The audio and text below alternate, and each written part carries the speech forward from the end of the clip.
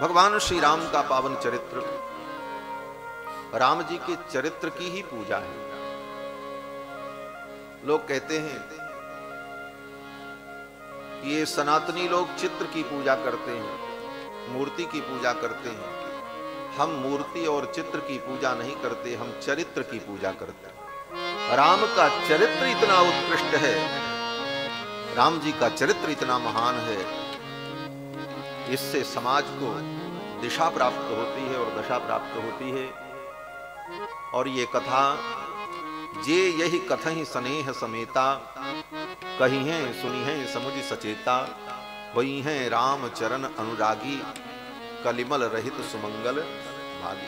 ये यह कथहि स्नेह समेता, ये यह कथहि स्नेह समेता, कही है सुनी है समुझ सचेता, कही है सुनी है समुझ सचेता, हुई है राम चरण अनुरागी, हुई है राम चरण अनुरागी, कलिमल रहित सुमंगल भागी, कलिमल रहित सुमंगल भागी। ये यह कथहि स्नेह समेता, ये यह कथहि स्नेह समेता, ये यह कथहि स्नेह। श्री कलि पावनावतार श्री गोस्वामी पाद कहते हैं, जो इस कथा को कहेगा सुनेगा, कलिमल रहित सुमंगल भागी, उसका कलिमल कलि का दोष उसके जीवन से समाप्त हो जाएगा, उसके जीवन में सुमंगल होगा और राम जी के चरणों का अनुराग प्राप्त होगा। अनुराग ही भक्ति है। भक्ति क्या है? कहते हैं भगवान में स्वार्थ रहित अनुराग हो जाए, इसी का नाम भक्ति है। भक्ति की व्याख्या करते हुए गौड़ीय संप्रदाय के आचार्य वर्णन करते हैं कि अन्याभिलाषिता शून्यम ज्ञान कर्माद्यनावृतम, आनुकूल्येन कृष्णानुशीलनम भक्तिरुच्यते। भक्ति की परिभाषा बताइए, भक्ति क्या है? कुछ भी हम करें वो भक्ति? आजकल भक्ति के नाम पर पाखंड भी बहुत होता है। भक्ति के नाम पर बहुत कुछ, आजकल तो एक नया प्रचलन चला है, देखा देखी लड्डू गोपाल जी को, लाल जी को गोद में लेकर बाजार में घूमना, गली गली जाना।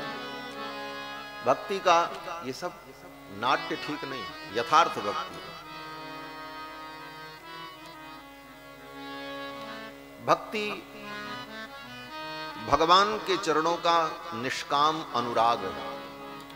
आचार्य चरण कहते हैं अन्याभिलाषिता शून्यम, कोई अभिलाषा न हो, अभिलाषा से शून्य हम हो जाएं। अन्याभिलाषिता शून्य, अन्याभिलाषिता शून्यम ज्ञान कर्माद्यनावृतम, योगी बने।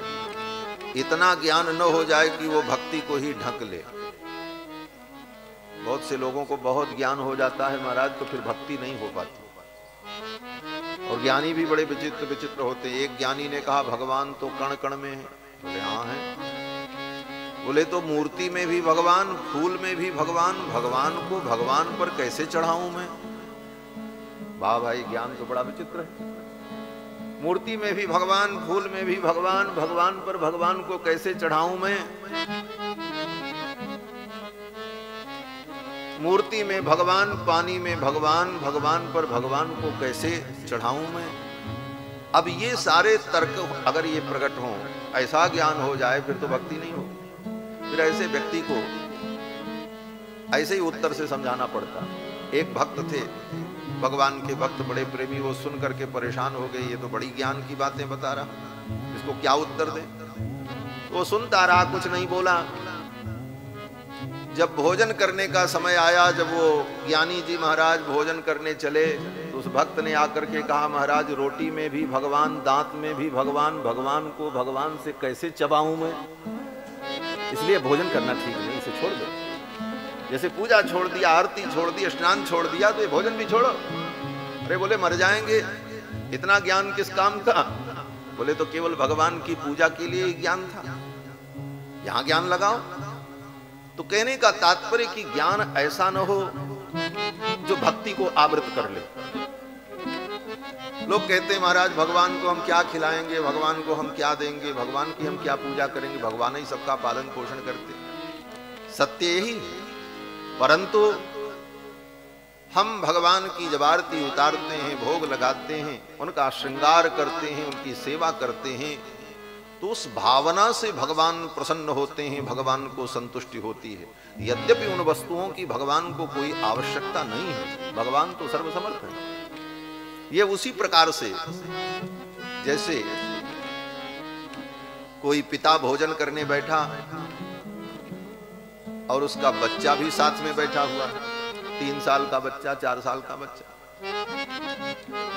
तो बच्चे ने क्या किया, बोले बच्चे ने उसी थाली में से थोड़ी सी रोटी निकालकर, कुछ निकालकर भोजन अपने हाथ से अपने पिता को खिलाने लगा।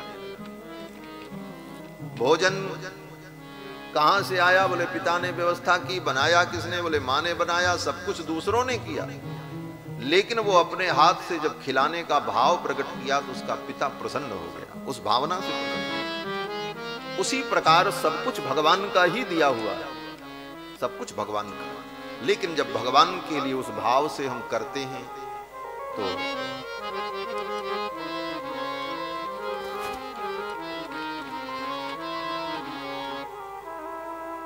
वाह। श्री सीतारामचंद्र भगवान की जय। उस भाव से जब हम भगवान के लिए कुछ समर्पण करते हैं तो वह भाव ही भगवान को प्रिय है। न देवो विद्यते काष्ठे न पाषाणे न मृणमये। भगवान लकड़ी में नहीं है, भगवान पाषाण में नहीं है, भगवान मिट्टी की मूर्ति में नहीं है। न देवो विद्यते काष्ठे न पाषाणे न मृणमये भावो ही विद्यते सर्वत्र तस्मात् भावो ही कारणम। भाव ही सर्वत्र है और भाव में ही भगवान विद्यमान है। तो आचार्य चरण कहते हैं अन्याभिलाषिता शून्यम ज्ञान कर्माद्यनावृतम। भक्ति ज्ञान और कर्म से आवृत न हो। कर्म का मतलब कर्मकांड, कर्मकांड जीवन में हो, क्योंकि कर्मकांड भी जीवन का एक अंग है। विधि निषेधमय कलिमल हरणी कर्म कथा रविनंदनी वर्णी। लेकिन इतना कर्मकांड न हो कि कर्मकांड में ही सारा समय चला जाए और भगवान की उपासना और भगवान की सेवा शुश्रूषा का समय न हो। तो कर्म और ज्ञान ये दोनों भक्ति के सहायक बन जाएं। ज्ञान कर्माद्यनावृतम। फिर आगे कहते हैं आनुकूल्येन कृष्णानुशीलनम। अनुकूलता पूर्वक भगवान कृष्ण का अनुशीलन चिंतन, भगवान श्री राम का चिंतन भक्ति रुच्यते, उसको भक्ति कहते हैं।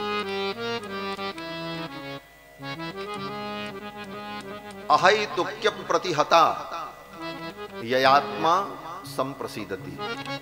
श्रीमद् भागवत के प्रारंभ में ही वेद व्यास जी महाराज कहते हैं भक्ति कैसी हो, बोले अहैतुक्य प्रतिहता। अहैतुकी जिसमें कोई हेतु न हो। भक्ति तो बहुत से लोग करते हैं, 2 पैसे का फूल और फोकट का पानी ले जाकर के भगवान पे चढ़ाया और भगवान से कहा महाराज इतने काम हमारे करो। 2 पैसे का फूल चढ़ा करके भगवान से करोड़ों की बात करना, मांगना, ये व्यापार है, ये भक्ति नहीं है। एक महात्मा कहते थे, कोई व्यक्ति अयोध्या में आया, हनुमान जी का दर्शन करने गया, दर्शन करके आया। महात्मा कई लोग रुकते ठहरते, अभी भी लोग आते हैं तो संतों के आश्रम में ही तो रुकते हैं। अब होटल बन गए, पहले ये सब कहाँ था। तो व्यक्ति आया, दर्शन करके रुका, तो महात्मा जी ने पूछा, हनुमान जी का दर्शन हुआ? बोले हाँ हुआ।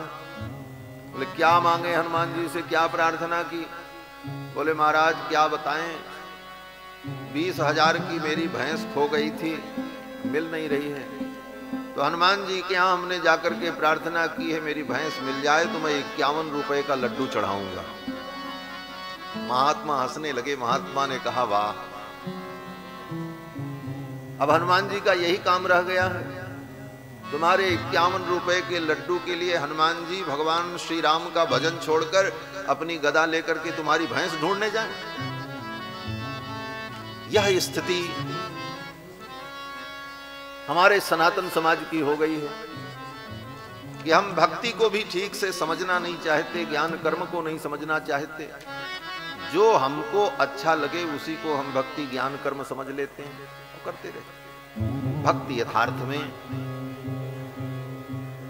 समर्पण है, पूर्ण रूप से भगवान के चरणों में अपने आप को समर्पित कर देना और अनुकूलता पूर्वक भगवान का अनुशीलन करना, यही परम भक्ति है। और इसी का जो परिपाक है, इसी का जो परिपक्व रूप है, उसका नाम शरणागति है, उसका नाम प्रपत्ति है। श्रीमद् भगवद गीता में भगवान ने कर्म, ज्ञान, भक्ति का निरूपण किया और फिर भक्ति के परिपाक के रूप में शरणागति का निरूपण किया। भक्ति का परिपाक जो शरणागति है, उसी का विस्तृत वर्णन श्रीमद् वाल्मीकि रामायण में पग पग पर है।